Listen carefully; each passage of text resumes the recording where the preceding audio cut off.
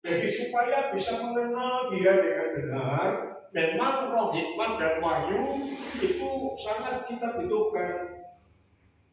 Dalam kesempatan lain, saya akan bawa saudara ke yang pertama itu untuk menjelaskan peranan Roh Kudusnya, Roh hikmat dan wahyu. Tetapi Tuhan alihkan, yuk kita mengutamakan Yesus dulu, karena Roh Kudus itu diutus oleh Yesus untuk membimbing kita semua. Nah, makanya tiba-tiba Tuhan arahkan saya mengenal Tuhan itu sumbernya. Yang mengutus Roh Kudus itu dikenal dulu. Lalu nanti baru Roh Kudusnya. Walaupun dua-duanya sama-sama Allah. Jelas ya, saudara? Baik. Oh, nggak bisa. Ya guys, pakai itu aja. Tapi padahal bisa ya.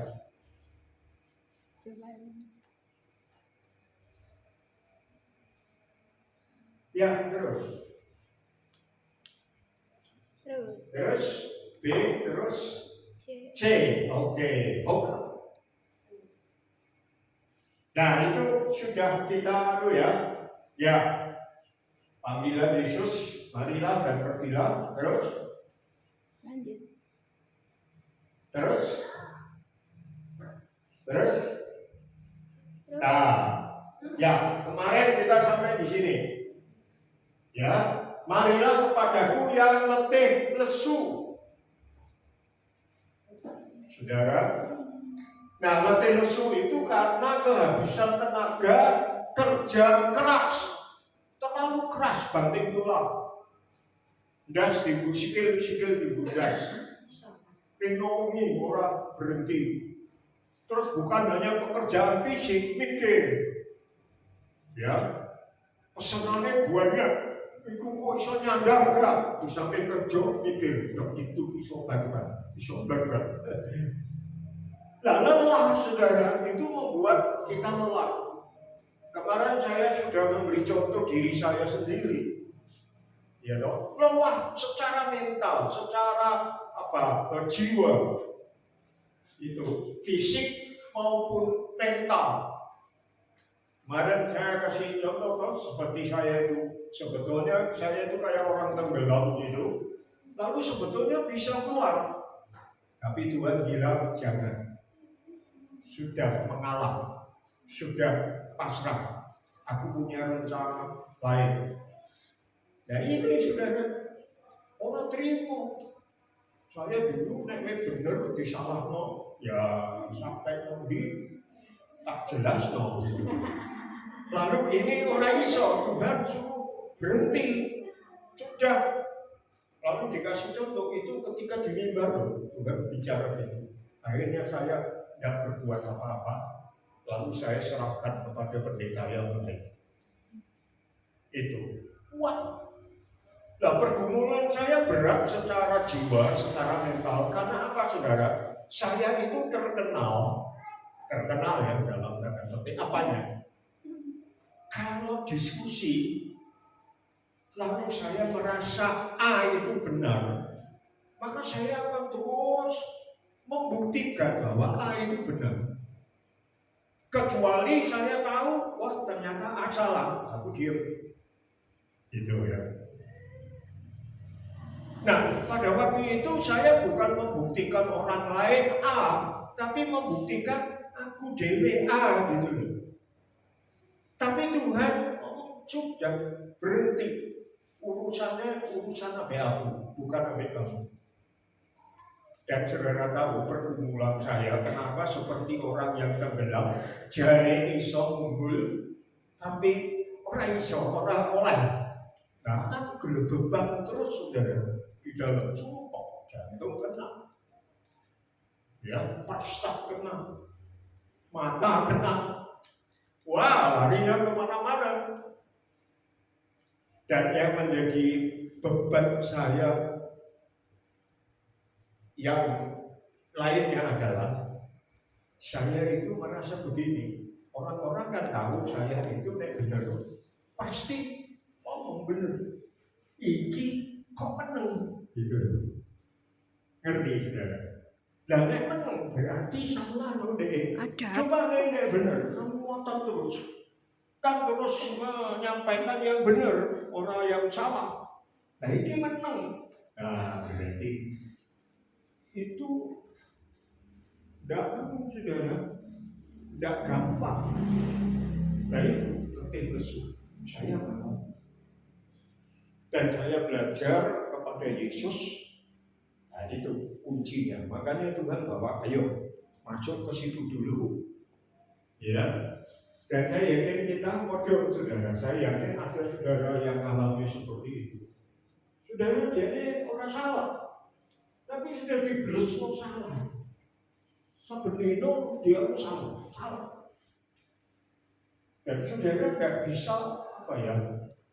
Itu kalau tidak edan merah apa saudara?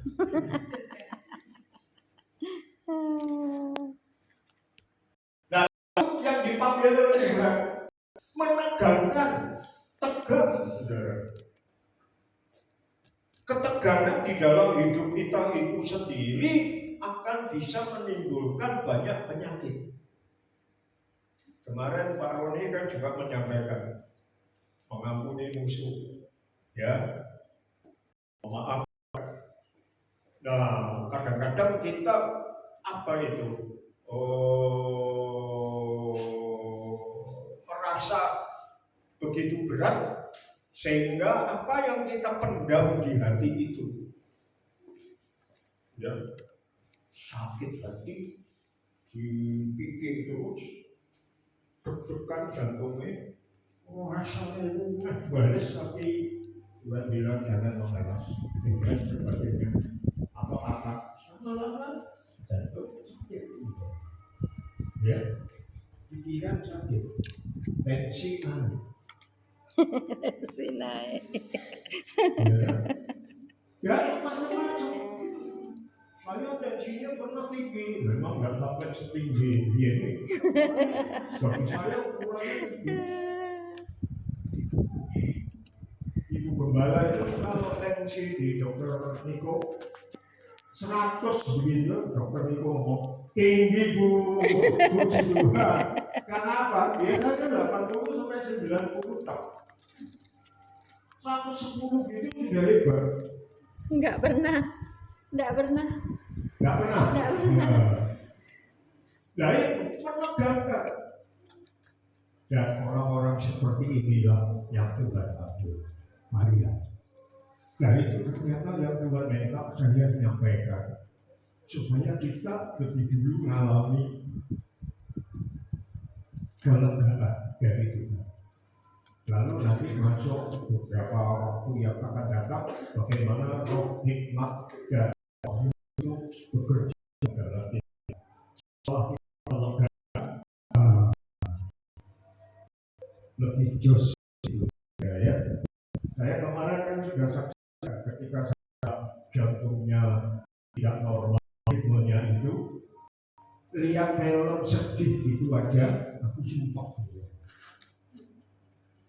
Lihat film orang masuk ke gua sumpah dan tidak berasa itu filmnya mau ya dong. Tapi ketika jantung saya tidak normal ritmenya, lihat itu tidak lagi. Mandi itu pas mendung dan rasanya sumpah di kamar mandi.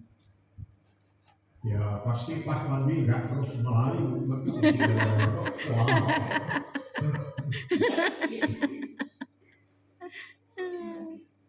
naik mobil saya kemarin tadi hujan deras mendung, rasanya itu kayak kiamat. Bayangkan itu baru jantung nggak normal ritmenya, jadi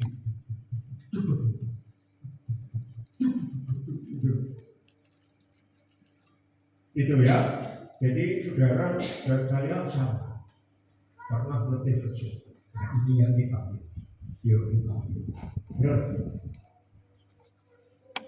berbeban berat, sangat dengan muatan yang berat, berlaku untuk benda binatang maupun manusia. Benda saja, saudara-saudara, kalau terlalu berat, ini misalnya muatannya kan untuk kolektor, enteng, saudara. Coba kasih beban yang berat, lama-lama kan jebol, saudara. Ya, jebol. Lalu binatang, kalau dikasih beban yang berat juga bentrok, saudara. Sapi, kerbau, kasih Allah beban yang berat, bentrok. Mobil komersilnya misalnya 5 ton, kok kasih 12 ton, AC berat. Ya kan? Itu motor yang pakai belakang itu apa itu? Kanan kiri. Beranjak. Coba muatannya apa? Gas melon 55 gitu ya. Kayaknya no 10. Orang suwe umurnya jebol. Ya, manusia juga. Saya waktu itu muatannya berat, saudara. Ya, sodok terganggu. Untung jantungnya untuk jebol. Kemarin memang secara pemikiran dan mikir sebetulnya ya. Tapi goro-goro salah obat gitu. Kaliumnya 8,50. Padahal paling tinggi 5. Saya tidak tahu itu bisa ke Singapura gitu setelah dirawat. Tidak merasa pulang dari Singapura kontrol dokter, aku ditanya, Pak, rasanya nih, tidak rasa apa-apa itu dok sehat. Langsung dokternya, lah iya, kamu dulu aja waktu pertama kaliummu itu 8,50, ngomongnya orang rasa apa-apa. Nah cuma melihat saudara jalan itu mau ke sana ya, tahu ini sendiri.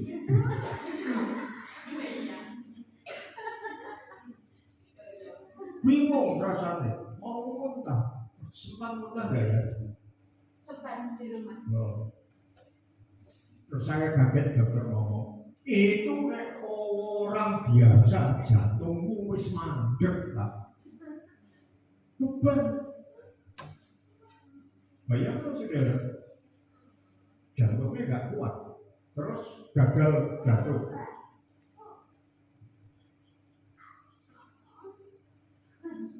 Istri saya ibu anak, sebetulnya akhirnya sudah divonis gagal ginjal, harus cuci darah, sudah disiapkan diobati di sini untuk keluar masuknya darah.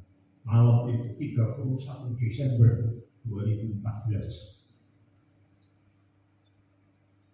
Tapi tidak sampai dicuci darah. Saya yakin Tuhan kasihan istri saya. Cuci darah itu Senin Kemis seumur hidup. Bayangkan saudara. Ada jemaat di Juwana sudah cuci darah berapa tahun gitu, 5 sampai lebih 5 tahun. Tahu nggak ngomong dari pendeta Pak, doa aku cepat mati aja. Dan istri saya dipanggil Tuhan karena bukan gagal ginjalnya, sudah tidak bisa terurus gagal ginjal, gagal sampai di apa itu, dipacu ya. Berulang-ulang sudah begini gitu.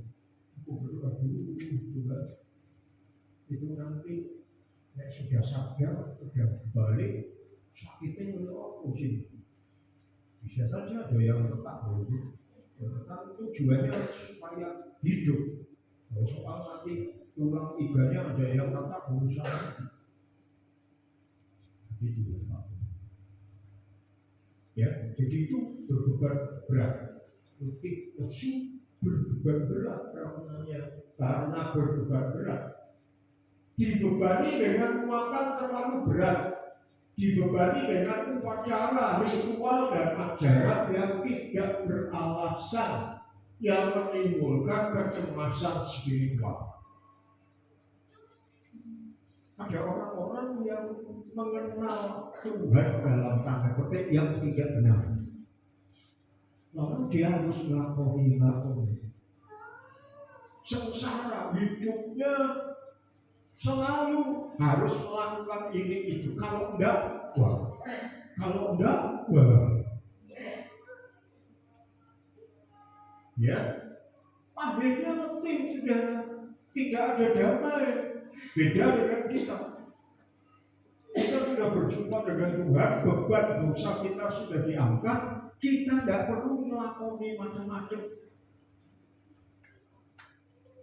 Walaupun ada yang dalam tanda petik Kristen, dalam tanda petik, tapi mengenal Tuhannya tidak benar. Ada di beberapa bagian negara di Asia Tenggara ini yang melakoni saudara nek Paskah itu tahu dah. Ada yang pakai betul-betul terusnya beti awake dhewe jalan untuk apa? Via Dolorosa. Ada yang dipeten-peten terus, orang ditalen itu.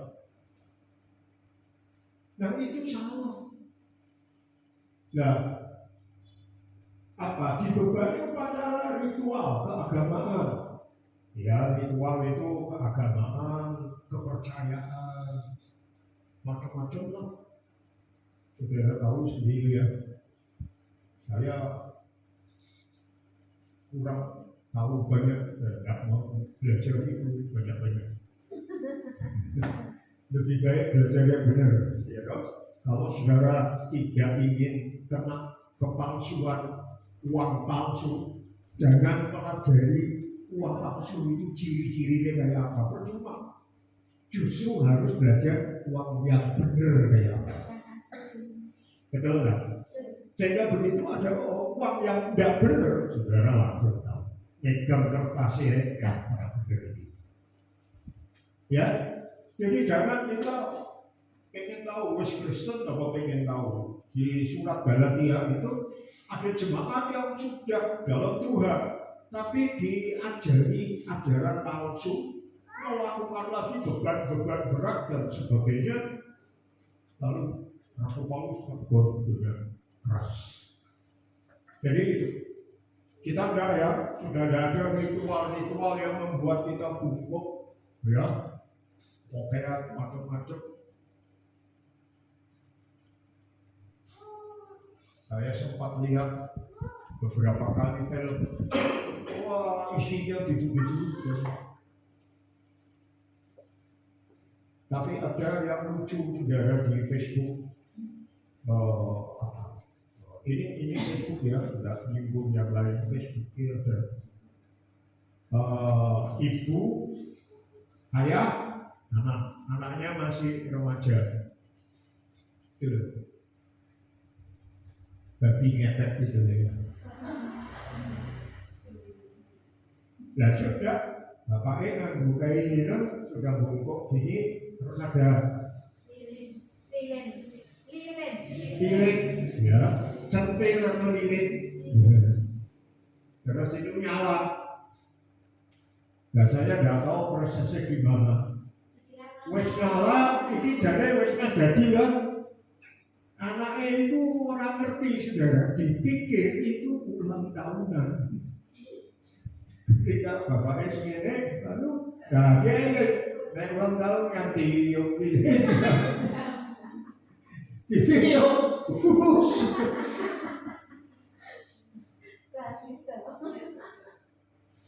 orang jadi. Tapi ya aku senang, naik orang jadi tambah apa? Sepuli wae. Nah itu ya, menimbulkan kecemasan spiritual, cemas terus. Saya waktu kena itu bukan karena ritual, bukan karena apa ya, tapi karena apa beban kejiwaan, beban mental. Cemas terus saudara. Ya, Saya nek tidur itu biasanya kan belum bangku bantal, bablas. Tapi waktu itu tidak terlalu mudah tidur. Dan saudara tahu, ini aku mungkin belum pernah cerita ya. Aku nek sudah ngantuk itu saudara, wedi itu. Bayang sampai begitu. Wedi itu, wakil coba beres. Padahal nek normal saudara turu kebablas langsung masuk firdaus. Merasa kecemasan loh. Tahu-tahu sudah dijemput Tuhan Yesus atau malaikat terus dijak ke firdaus. Ngapain cemas? Tapi saya waktu itu udah cemas tuh. Nah orang-orang seperti ini Tuhan tapi ya marilah kepada saudara-saudara, kalau ada hal-hal seperti itu hari-hari ini saudara alami, ini yang tepat kita datang kepada Tuhan. Terus dia akan memberi kelegaan. Wow. Saudara, kalau saudara pas sakit kepala pusing nggak karuan. Kayak ini kemarin kan waktu kita tinggiin, ya tambat itu, terus tetap sakit gitu ya. Lalu saya berdoa agar kita semua yang datang itu menghibur dia. Nah bayangkan saudara, kalau saudara sakit kepala, terus saudara ungkapkan kepada teman dekatmu, kepada anakmu, kepada istrimu, kepada suamimu. Harapan saudara adalah, waduh banget ya, pusing ya. Harapan saudara apa? Orang itu ngomong ini, wes tunggu sih, ojo mikir tunggu. Harapannya gitu kan? Tapi ketika saudara sudah minta pertolongan, minta hiburan, orang itu tidak menyuruh saudara wes seleh aja, elah ya, diseleh no, tapi salah.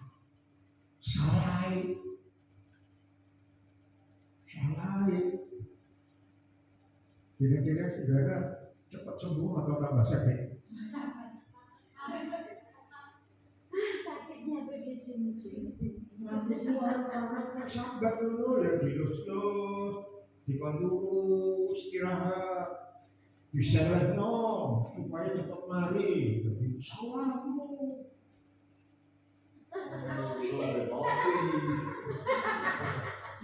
Salah, makan kacang terus. Makan kacang orang siji-siji tapi. Saya yang makan kacang itu saudara. Ibu gembala yang makan kacang itu satu-satu. Aku seneng karena apa? Aku sing ngentek nonsik, ndek siji-siji ndek kapan?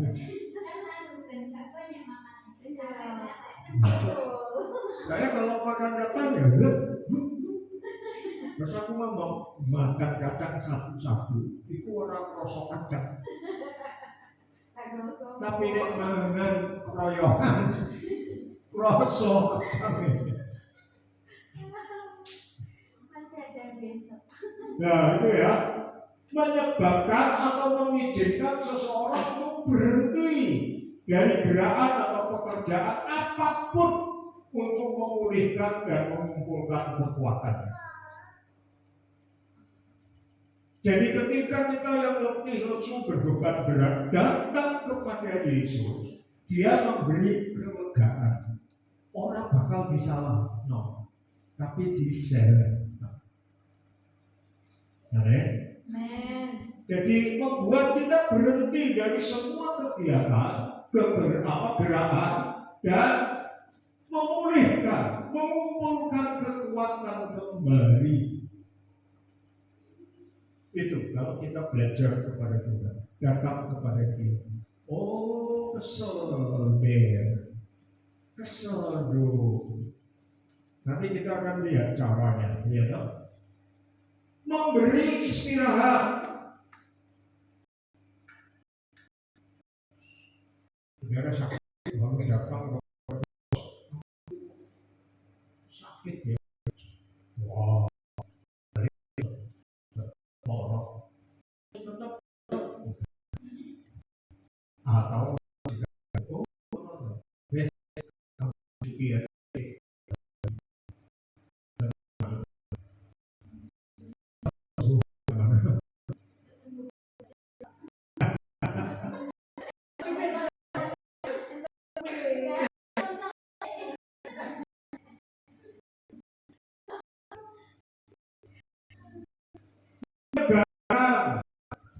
Beri diri sendiri istirahat, tetap tenang dengan harapan yang tenang dan sabar. Ayo kita semua pasti tahu letih khusus, pasti tahu berdebat berat. Kita datang kepada Tuhan seperti kemarin ya, datang mendekat, ikuti Dia dan seterusnya. Dia ke terus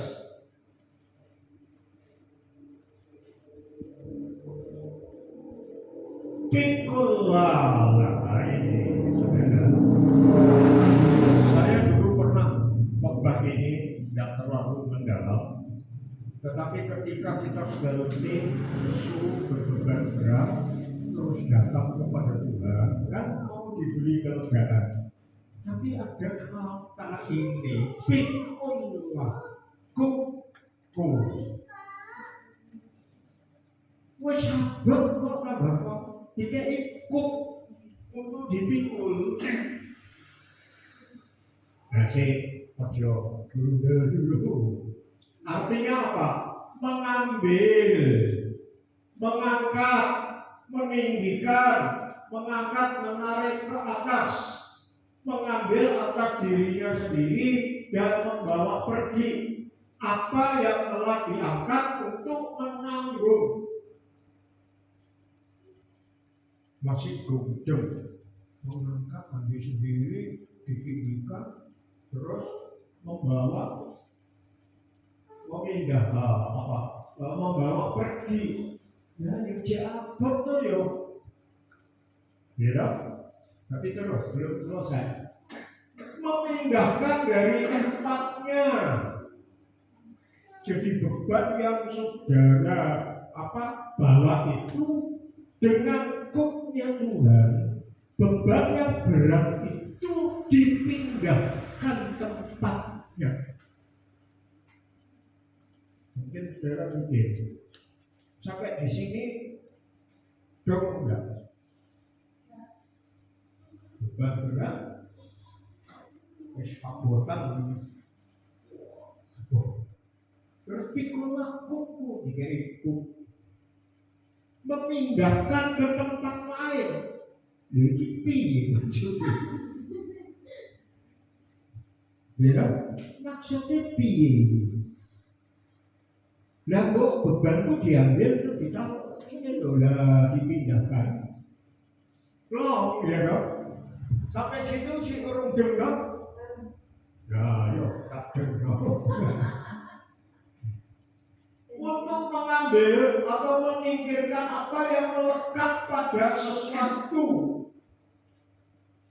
untuk menghapus, untuk mengambil dari yang lain apa yang menjadi miliknya atau apa yang dipercayakan kepadanya, untuk mengambil dan menerapkan penggunaannya, untuk mengambil dari antara yang hidup dengan kematian alami, menyebabkan untuk berhenti. Itu hukumnya untuk itu, untuk memindahkan. Intinya gitu ya, untuk memindahkan. Terus caranya memindahkan gimana? Terus kuku, jadi yang dipikul itu kuk. Kuk itu loh saudara yang ditaruh di sapi. Ya, tapi nek narik pegati gak boleh gulune itu ditaruh itu ya. Pasangan. Lalu kalau dua sapi, maka hooknya ditaruh di dua leher sapi itu. Terus jalan. Itu hook. Pasangan.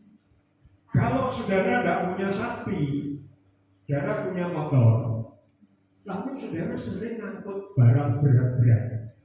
Saudara beli yang berat-berat, berondong tadi, tahu ya? Itu koyok hook.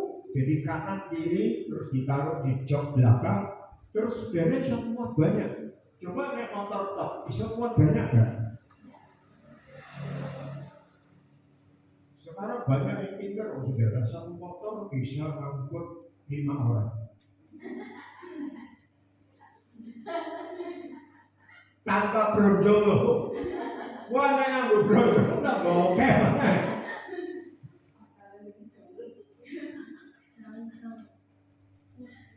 Nah, mari kita lihat hook asa menyambung, menghubungkan khususnya dengan hook yang dikenakan pada ternak penarik.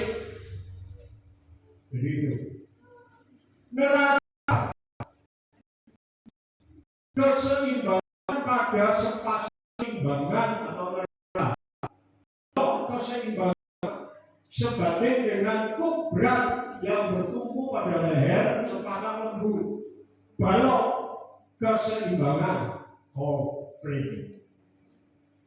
Itu yang kamu sih tulisannya kopling, tidak tulis apa aja. Nah, saudara tahu timbangan itu kan kanan dan kiri dipadati, ya dong. Ketika di sini jeblek beras, jeblek, ya, berarti berat dong.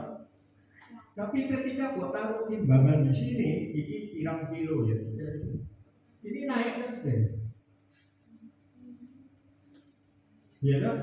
Berarti yang berat ini setelah dikasih justru beban dalam tanda petik tambahan di seimbangannya, justru yang berat ini lalu jadi foto. Nah, kalau yang berat ini timbangannya dikasih yang lebih berat lagi, kan ini tambah enteng berat. Naik. Nah, hook seperti itu. Tujuannya hook itu supaya kita bisa membawa beban yang berat, tapi gak terlalu berat, gampang. Ya, kembali ke motor aja. Kita bawa brojol. Biasanya Pak Parno kalau ngambil gas melon pakai brojol bisa muat berapa? 10? 8? 4? Coba kalau tanpa brojol bisa kan ngangkat melon, gas melon 8. Iso.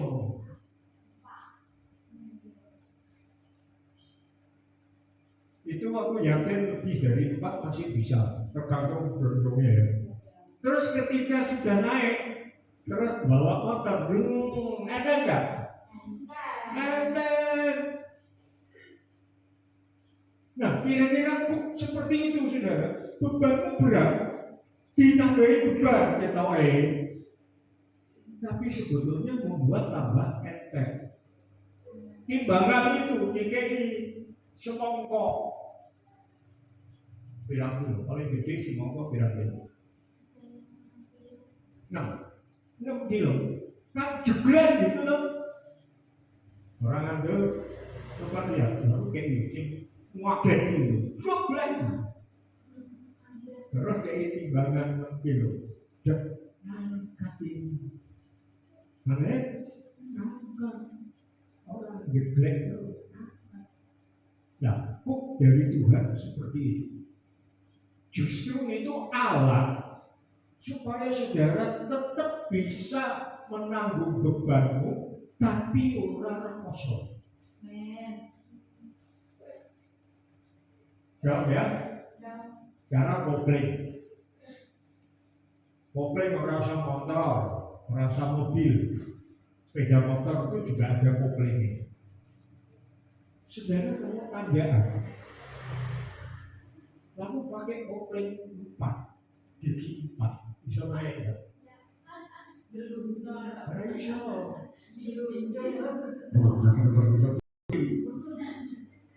Kecuali sekarang yang otomatis ya, otomatis gitu. Sudah merasa kopling-kopling itu juga saya lalu. Nah mobil saya kami itu sekarang metik kok saudara. Dulu tak pikir terus semua Medan orang usah kotak-kotak itu tetap ada giginya. Tapi karena otomatis kalau kok pasang gigi yang paling gede, malah mau bindis orang oke. Tapi begitu naik saudara harus gitu. Iya ya. Nah baru dia bisa naik dengan enak. Kalau enggak saudara, kalau misalnya ini tidak pas, bisa naik, tapi bunyi dua tahun.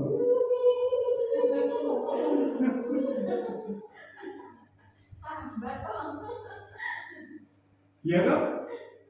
Nah berarti kopling itu apa? Untuk membuat kita menjalankan mobil atau motor atau apa, itu tetap enteng.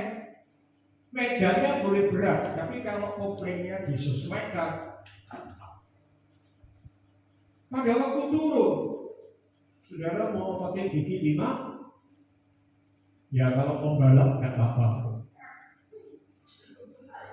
Tapi kalau enggak, pakai gigi yang rendah supaya dia menahan luncuran turun ini. Jadi kopling itu menyesuaikan, saudara. Ketika saudara naik, koplingnya disesuaikan. Ketika turun, ojo genjot di motor. Jelas ya? Itu yang Tuhan Yesus lakukan. Marilah, kalau saudara letih lesu beban berat, kuknya itu membuat saudara lega, bisa nanggung berat saudara tanpa tekanan, tanpa shock mental, tanpa sakit jantung, tanpa tensi tinggi, apalagi tanpa stres, apalagi kalau sampai stroke. Jelas ya? Terus menyenangkan. Jadi cooknya seperti itu menyenangkan saudara. Jadi kalau saudara punya bronjong, saudara punya cook untuk sapi, saudara kopling motor saudara normal, enak kita menikmati perjalanan. Ya atau ya? ya Tidak terasa buat saya kalau ke tempat-tempat tinggi itu kagum dengan orang-orang yang tinggal di sana. Mereka tiap hari gitu, tak belok mudun biasa. Enggak tinggi, enak aja ngobrol. Coba nih aku, wow. Karena apa? Sudah sesuai, sudah membiasakan koplingnya, loh tempatnya tinggal di sana. Nah kalau saudara pakai cooknya Tuhan, seberat apapun, seenteng apapun beban saudara, hidup saudara tetap nyaman. Itu loh. Menyenangkan, sesuai untuk digunakan dalam cara dan moral. Jadi cook Tuhan itu tidak bertentangan dengan moral. Ya, caranya juga sangat tepat untuk setiap kondisi hidup kita. Lebih mudah dan lebih baik. Ya, lebih mudah dan lebih baik.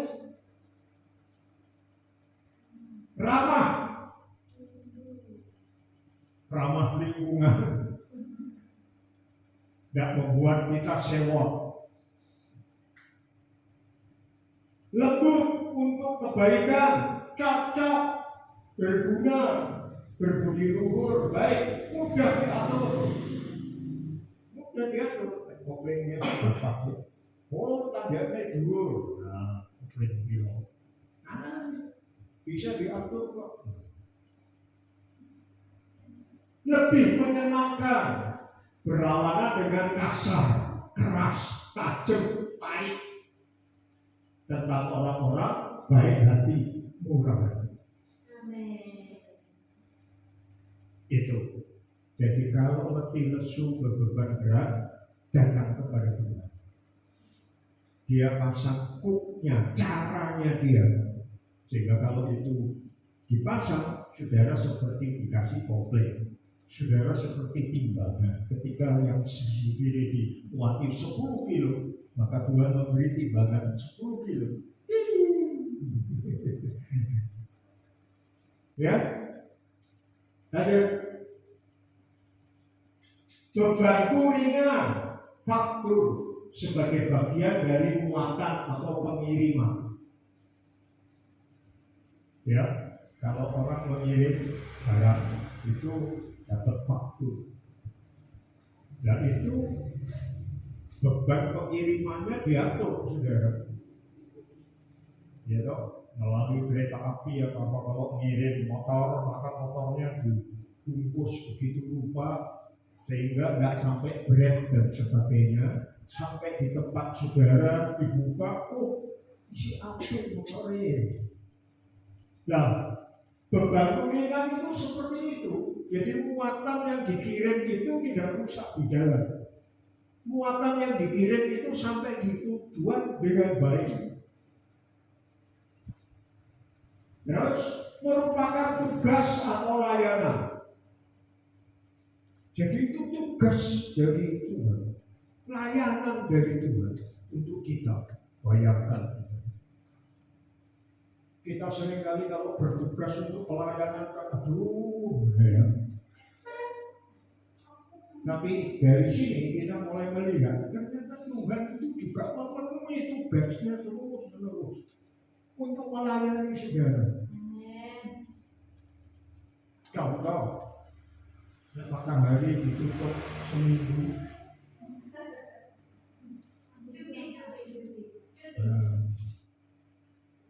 Kalau angin tidak bertiup sebulan, ini aja sudah kebes.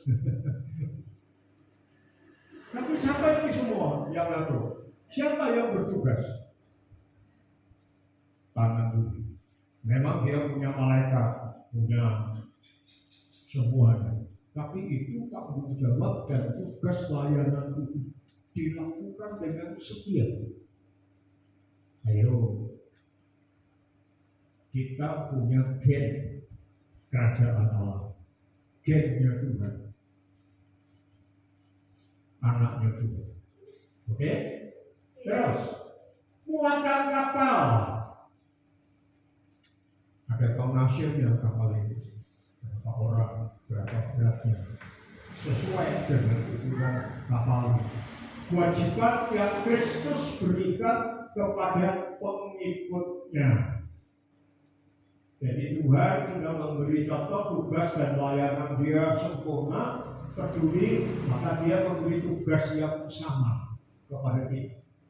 Dan menyebutnya beban sebagai kontras dengan ajaran orang Farisi yang pelaksanaannya sangat menindas. Agama-agama sesat atau agama yang tidak penuh anugerah itu sebetulnya memberi beban yang berat, menindas. Sudah, aku tidak perlu ngasih contoh-contoh. Tapi harus melakukan ini, harus melakukan itu, kayak tidak lebih merosot. Ditimbang sih, berat. Lanjut. Belajarlah dariku. Kata belajar itu apa? Belajar untuk mendapat nilai, untuk dinilai. Ya, Lalu belajar melalui penggunaan dan praktek. Jadi belajar dari Tuhan itu orang hafalan tok, penggunaan. Jadi berilah, maka kita menggunakan harta kita untuk memberi. Praktek, kasihilah sesamamu. Dikasih, kasih dari Tuhan. Untuk apa? Digunakan. Jadi kalau Tuhan memerintahkan kita mengasihilah musuhmu, Dia bukan menuntut berat, saudara. Iso Tuhan terlalu berat. Enggak, karena apa? Tuhan sudah lebih dulu mengasihi saudara. Kita ini harus dihukum, masuk neraka semua harus. Tapi oleh kasih Tuhan kita diampuni. Nah, itu diberikan kepada kita untuk apa? Digunakan. Ya, digunakan praktek pengalaman. Belajar untuk menjadi sesuatu dengan orang yang menjadi objek pengetahuan. Saya selalu berkata kita dipanggil untuk menjadi titik-titik. Nelayan-nelayan di perjanjian baru dipanggil untuk menjadi penjala jiwa. Saudara dipanggil untuk menjadi murid Kristus. Untuk menjadi seperti apa? Yang panggil. Nah, Tuhan berkata, marilah kepadaku, belajarlah kepadaku. Maka saudara dipanggil untuk belajar menjadi sesuatu seperti orang yang mengajar kita. Perintah baru adalah kasihilah sesamamu seperti aku mengasihi engkau.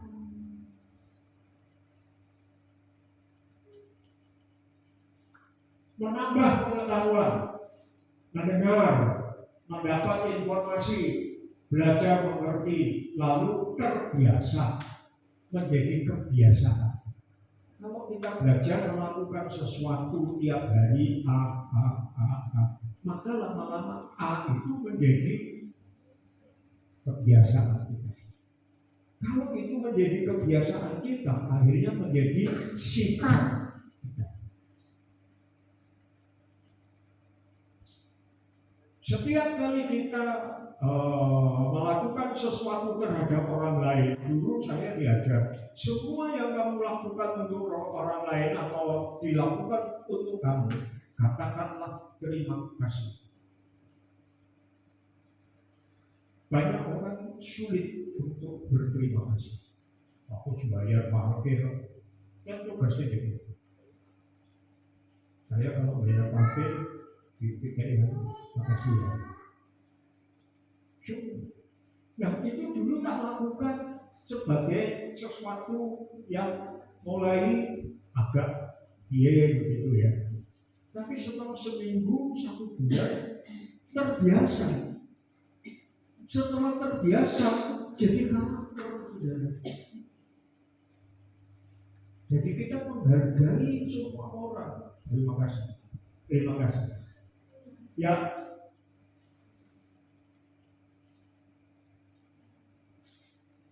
Sudah, tapi ya, ya, belajarlah kepadaku karena aku lemah lembut dan rendah hati. Itu 2 hal yang perlu waktu panjang. Jadi sampai di sini. Ya, marilah kepadaku yang letih lesu berbeban berat, maka aku akan memberi ketenangan.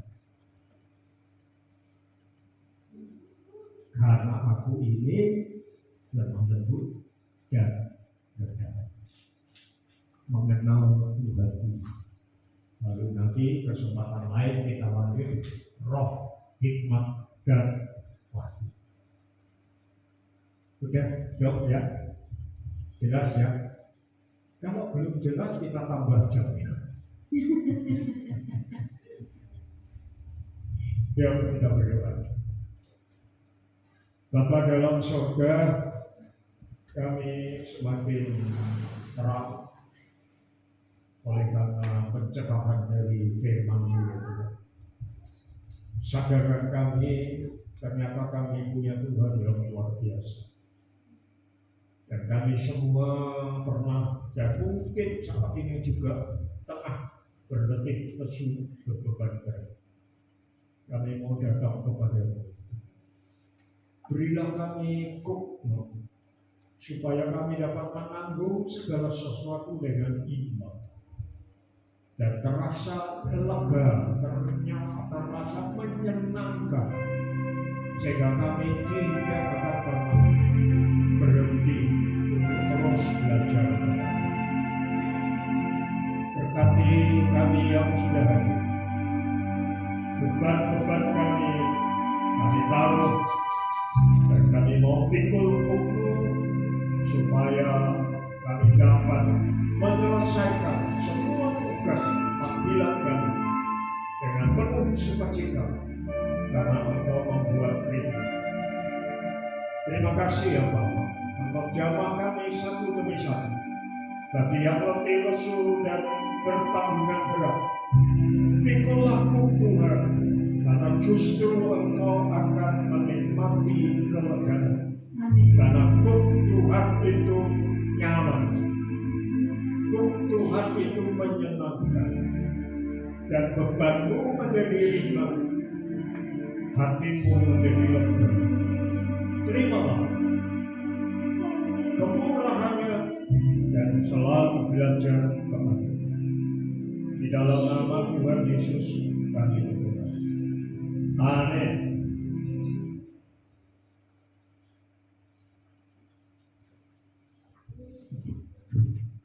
Puji Tuhan, Bapak Ibu Saudara, kita sudah menikmati betapa indahnya belajar kepada Yesus. Amin. Kita mau terus belajar kepada Tuhan, kita mau terus dibukakan pewahyuan yang semakin membuat kita wow dengan Tuhan ya.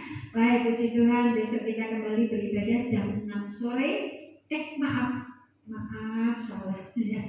Besok kita akan bergabung dengan KTN jam 6 sore, dan yang ikut dengan kami jam 4 kami belajar berangkat dari gereja ya.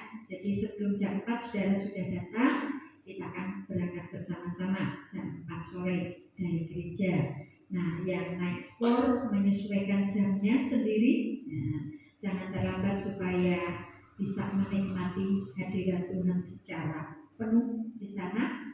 Lalu hari Rabu, Bapak Ibu Saudara, kita kembali akan beribadah di sini jam 6 sore ya. Puji Tuhan, itu sampai nanti kita hari Sabtu jam 6 sore, dan hari Minggu puncak perayaan Pentakosta jam 7 pagi. Baik, tidak ada hal yang lain, mari kita akan tutup di dalam doa. Mari kita berdiri. Saudaraku, Tuhan memberkati engkau dengan berkat yang khusus pas untuk apa yang engkau butuhkan. Amin. Bahkan melampaui apa yang engkau pikirkan. Ya. Karena Dia memberi yang paling baik, Ya. yang paling sempurna untuk menyelesaikan semua bagian hidupmu dengan berkemenangan. Amin. Pulanglah dengan penuh sukacita Tuhan. Terimalah kasih karunia dan damai sejahtera dari Tuhan Yesus Kristus. Amin. Amin.